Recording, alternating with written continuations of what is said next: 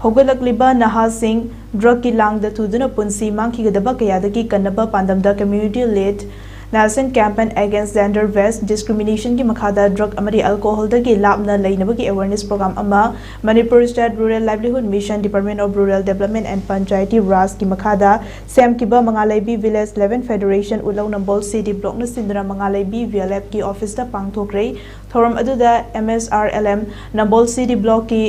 in charge KSS a visit cluster coordinator Anjusri Yumnam Utlaw Gram Panchayat ke Upapradhan Longzam Inaucha Mangalaibi VLF ke President Laisram Bina Sakina Athoiba Mithunglan Singh Oina Amadi Wangangloi Oina Sarukya ki Secretary Sawrakpam Rani Balana Phongdokhibada chahi khudingi November 15 dagi December kulumdoi faubagi manungda pangthokpa gender based violence hanthanaba drug and alcohol ki matangda pangthokpa awareness program gi saruk ama oina thoram asi pangthokpani aduga thoram pangthokpa khakta natana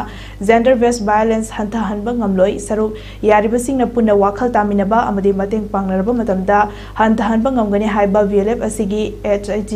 singi member Chamga Kuntra Taruk Puna Kangminaba Pandamda Thoram Asi Pangthokpani Haike. Society sida mangsal alaba akogi drug ki alcohol da laisuraba naha mayam mga sigi akogi Manipur sida akogi nisagi ipak sidagi